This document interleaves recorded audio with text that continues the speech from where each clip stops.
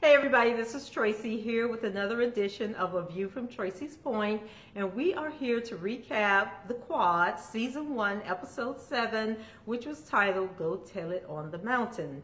So the show opens with the drum majors doing a routine, and we see in the background that there's a banner for an upcoming Battle of the Bands, which actually is the premise of tonight's episode.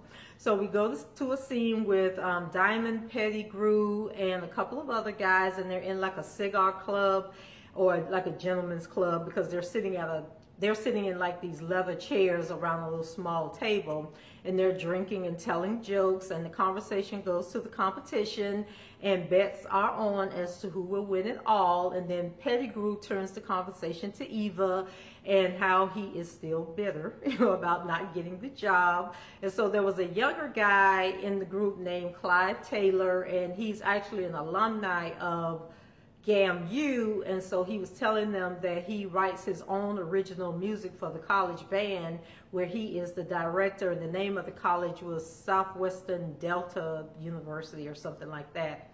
So in his office, Diamond is trying to write his own music, I guess thinking about what the guy said about being original, and he really wants to win this competition this year because, he might not be there the next year. In his frustration, he pulls out an old album, and the album cover actually had his name on it. So he maybe used to be like a musician that wrote music, but he now uses other people's music in the performances. So he wants to give it a try, and as he's fiddling around with the album, some old black and white photos from when him and his sister were kids falls out of the album cover, and so that seems to be inspiration for him to try and keep writing a new piece. He calls his sister, again, and reminds her that they have a lunch date. So I guess I missed the part where the sister finally gave in and agreed to meet with him, because the last time I saw her, she was storming out of his office and telling him to leave her alone. So he leaves a message, and he talks about a trip their dad took them on to Puerto Rico, and he tells her that he wrote a new piece and he wants her to hear it. Eva gets a visit from her attorney, and he tells her that Derek wants $20,000 a month in alimony, and Eva says that she would be damn dead and in hell before she gives Derek a dime, stating that she has already given him her dream home that was built with her family's money. And so the lawyer reminds her that, if they don't come to some type of agreement, that it could get ugly. Then later on, the football coach, I think name is Hardwick, Coach Hardwick, he goes to visit Eva, and he can't help but mention the tension between the two of them, since the whole rape allegation thing, has come about. And he lets her know that a TV executive is interested in hosting the rest of the GAMU games and actually offering them a 3-year contract. But the next step is for him and Eva to sit down and meet with the guy. So Eva tells him that her calendar is full for the next 2 months, but when he mentions that the deal is worth $10 million, she suddenly thinks that she can make room on her calendar. So Madison gets a visit from the girl from the campus organization addressing, rape allegations, and she has learned that Sydney has left the campus, and so she wants Madison to help her get in touch with Sydney to let Sydney know that they've organized a rally, but they need her to be there to speak. And Madison is kind of upset, and she tells the girl that it would have been nice if they had asked Sydney to be the speaker before they scheduled the rally and started promoting that she would be there. But the girl says that, they had to act really quick, because they wanted to jump on it, before, the football season ends, and this is the best time for them to get recognition. And so Madison says that, she'll try to talk to Sydney and see if she can get her to participate. So Eva is in her deposition, and when I tell you she is on 100, she was acting like a purity damn fool in that deposition, and no matter what the lady asked her, she had like some little nasty comment. I think the lady asked her, did she come every time she had sex? And I couldn't tell if she was talking about sex with Jason or sex with Derek, but anyway, she said yes, she said that depends on the season. It was like something crazy she said, and the lady asked her a couple of more questions, and finally her lawyer said, okay, let's stop, we gotta take a break. He was trying to get Eva to be quiet, and Eva was just being ridiculous. That's all I can say. Like, lady, you got fired from your job for having an affair with a student, and you just gonna sit there and act like this? Like, come on, Eva, don't be like that. So Cecil shows up for the lunch with his sister, but she says that she can't go because she had totally forgotten about the lunch date, and she has all these reports that she has to do, and so she's going to be eating lunch at her desk. And so he asks her to come to the Battle of the Bands because he's written a song just for her, and she points out, that their relationship is broken and it's really too late. But then he apologizes, for not coming back for her once again. They keep having the same conversation, and lets her know that right now is all they have and that he really wishes that she will reconsider. Then Terrence approaches Madison as she's sitting out in the quad, to plead his case with her, and wants her to call Sydney and ask Sydney to just tell the truth. And I'm thinking, like, are you crazy? Like, everybody was acting crazy on this episode. And so he also tells Madison to go back and look at the video again, and that she will see that at the end of the video that Sydney was actually smiling. And so Madison was really appalled that he would even approach her with this nonsense, and then to try and justify that it wasn't a rape because Sydney was allegedly smiling at the end was just totally crazy. But, she just grabs her stuff and walks off. Diamond meets with Danny and tells him, about the new song that he's written, and puts Danny in charge of getting the band up to speed and teaching them the song. And somehow Noni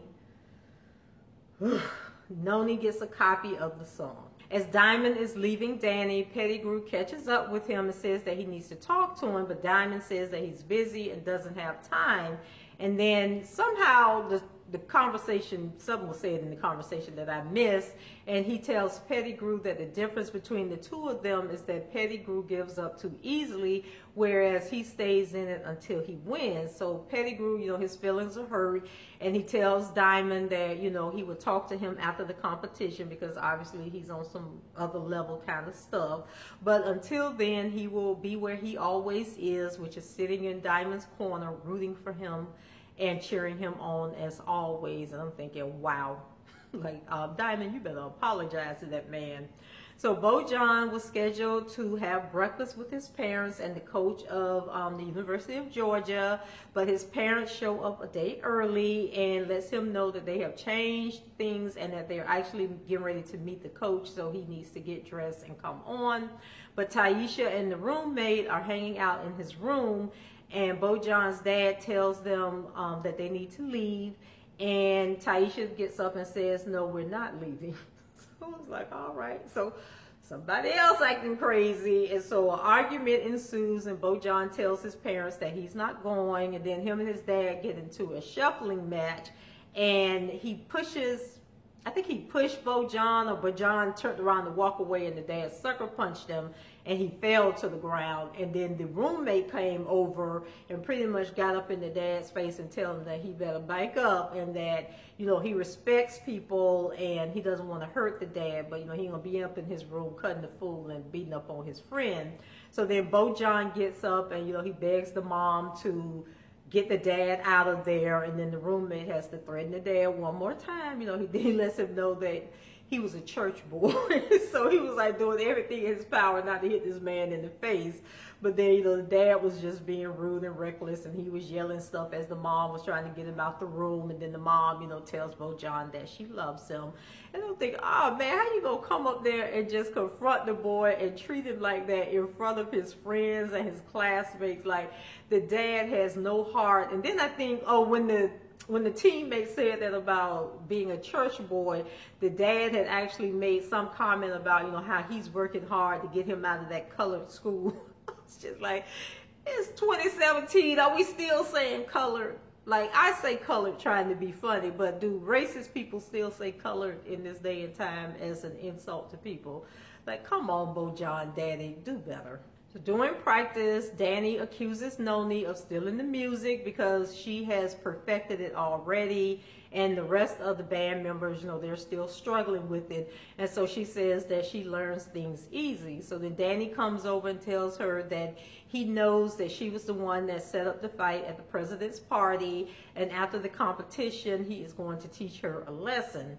So then they have like a really weird scene where Danny leaves, and then Noni gets up and she goes over to the little metal podium stand, the sheet music stand, and there were 3 other band members standing behind her, but she was looking at, so there was a folder on the thing, and then there was like this little drive or recording device or something that was sitting there. So I don't know which one she was looking at or which one she was trying to take, but I remember that little recording device was also on that stand the first day when he was talking to her. And why were they talking? Oh, it was, earlier in the show when I said I thought that Noni had stole the music. So that little device was laying there at that time also. So I don't know what's going to come out, but I think that little device is going to come up later on to prove who actually stole the sheet music. In another session with the lawyers, Derek is there, and the subject of Jason comes up, and the lawyer is trying to accuse Eva of misappropriating funds to support Jason. Something about Jason got a full scholarship, and then he got like a really big stipend. And so she's trying to say that Eva, I don't know if she was trying to say that Eva took the money from her personal bank account to support Jason, or that she used the money from the school to support Jason. But anyway, they tell her that if she doesn't cooperate and give Derek the money that he's requesting, that they will release the audit that they did to the media, and that she will probably get audited by the state of Georgia. So they are playing hardball, and Eva tells the lawyer to ask Derek if he still loves her. And the lawyer was looking at her like, girl, did you hear what these people just said? Like, they fixing to take you through the ringer, and you won't know if this man still loves you. But she insists, and so the lawyer asks Derek, and Derek says yes. And then she wants to know, when did he first fall in love with her? And again, the lawyers are looking at Eva like, what is going on? But she was going somewhere with it. So Derek starts telling the story about how they met, and it turns out that Derek was in a relationship with another girl, and he got the girl pregnant, but during childbirth, the girl and the baby died. And so he and Eva started dating, and he gave Eva these earrings, and then Eva later found out that the earrings belonged to the dead girlfriend. So she realized that Derek really didn't love her, that he was just using her to fill this void from this other woman. And then that's why he talked her into having Sydney, even though she didn't want to have a baby. And so I was just like really confused and thinking, but y'all was married for like 18 years. Like, what does any of that, like what happened in the beginning, what does that have to do with now? But at the end of the day, Eva says she stands by her first decision, and that she would be dead, damned, and in hell before she gives Derek any of her money. So it's like game on. Y'all do what y'all want to do, and if we have to take this to the streets, we don't take it to the streets. So back in the band room, Noni is practicing when Clive Taylor comes in looking for Diamond, and he talks to Noni about his time at GAMU playing in the band, and he teaches Noni a technique to use when playing the sax, because I guess it's something about the way she holds her fingers or something on the keys that's kind of keeping her from flowing the way that she wants to flow. And so he offers Noni a full scholarship at his school and a spot in his band if she will send him the sheet music to the song that she was playing. And then Noni kind of thought about it, and then she reluctantly declines the offer and walks out. And he also mentioned to her about, she doesn't have to worry about being beaten on or retaliated against. So it was like he knew more about what was going on between her and Danny, or maybe he was standing outside listening at the door. I don't know what was going on. But anyway, he was trying to get that music from Noni. So at dinner, the TV exec, is questioning Eva about, having never attended an HBCU, and why would he support her and give them this contract. So the coach and Eva, they show that they've done their homework and shut the exec down. So the following day, the exec offers them the deal and says that he's doing it even though he doesn't like Eva.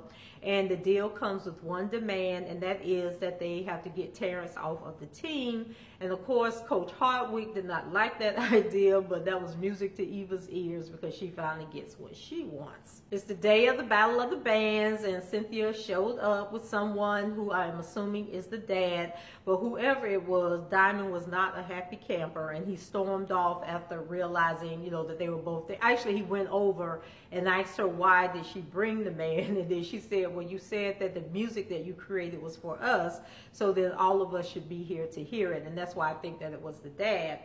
So Diamond goes back to the band and gives them a pep talk, but then all of a sudden he hears the Southwestern team playing, and they are playing his song. So somehow Clive has gotten the sheet music, and we can only assume that Noni gave it to him.